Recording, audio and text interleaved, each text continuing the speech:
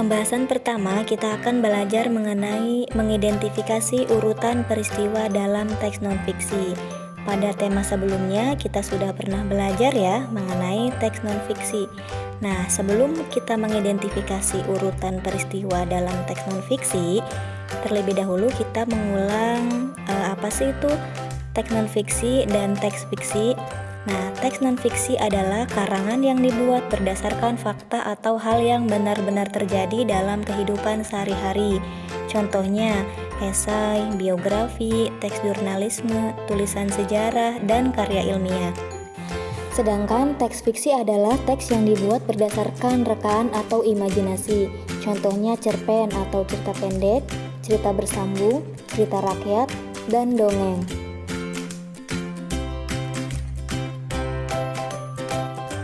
Berikut cara menentukan urutan peristiwa dalam teks non-fiksi. Yang pertama, bacalah teks dengan seksama. Yang kedua, cermati tiap-tiap paragraf. Yang ketiga, perhatikan waktu serta kejadian. Dan yang terakhir, catatlah kejadian yang terjadi secara urut. Jadi, hal yang paling utama dalam mengurutkan peristiwa pada teks ya, kita harus membaca teks tersebut secara keseluruhan dari awal hingga akhir ya.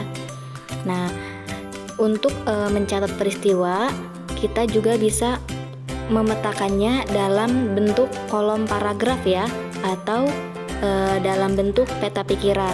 Nanti Bu Guru akan menjelaskan mengurutkan peristiwa dalam bentuk peta pikiran.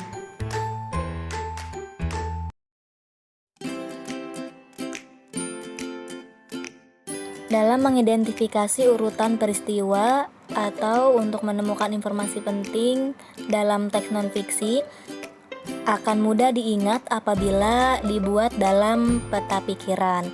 Apa sih yang dimaksud dengan peta pikiran?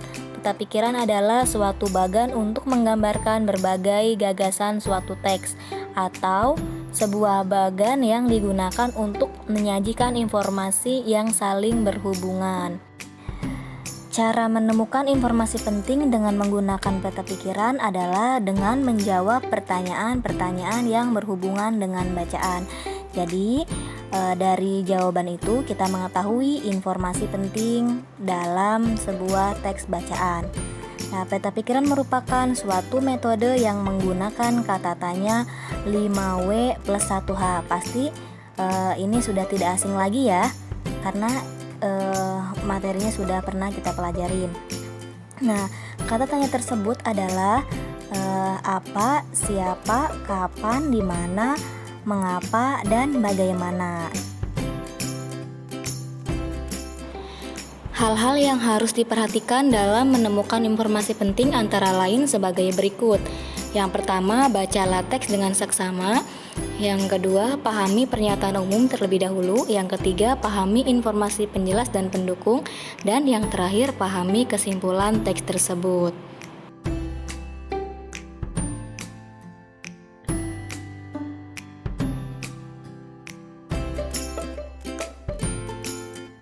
Nah, bacalah teks berikut ini dengan seksama. Teks ini berjudul Ratusan Warga Kesulitan Dapatkan Air Bersih. Ratusan warga di Desa Belangkahan dan Desa Lori, Kecamatan Kuala, Kabupaten Langkat, Sumatera Utara mengalami krisis air bersih sejak Januari 2016. Mereka kesulitan mendapatkan air bersih karena sumber-sumber air yang selama ini dimanfaatkan untuk kebutuhan air minum serta mandi, cuci, dan kakus kering akibat kemarau panjang yang melanda daerah tersebut. Sejak Januari pula, warga di kedua desa itu mengandalkan air bersih yang dikirimkan salah satu perusahaan yang beroperasi di sekitar tempat tinggal mereka. Sumur-sumur di sekitar juga tampak kering. Risma, salah satu warga di Desa Belangkahan yang diwawancarai pada Rabu 27 April 2016 mengatakan bahwa selama ini warga hanya mengandalkan pasokan air dari mobil tangki yang juga mendapatkan jatah untuk setiap warganya. Terkadang ada pula warga yang tidak mendapat bagian dan harus menunggu sampai keesokan harinya. Hal senada juga dikatakan Rasno, warga Desa Lori. Ia mengaku krisis air bersih ini sudah sangat mengganggu kestabilan kehidupan mereka. Sumber-sumber air yang masih tersedia di sini sebagian besar sudah tercemar limbah. Kami berharap ada bantuan air bersih. Apa enggak kasihan lihat anak-anak kami pergi sekolah tidak mandi sesalnya. Sementara itu, Camat Kuala Romarlan Harahap membantah jika warganya disebut mengalami krisis air bersih. Saya sudah sampaikan tadi, bukan krisis air bersih, tapi memang sumber airnya yang tidak ada karena kemarau panjang, kilahnya.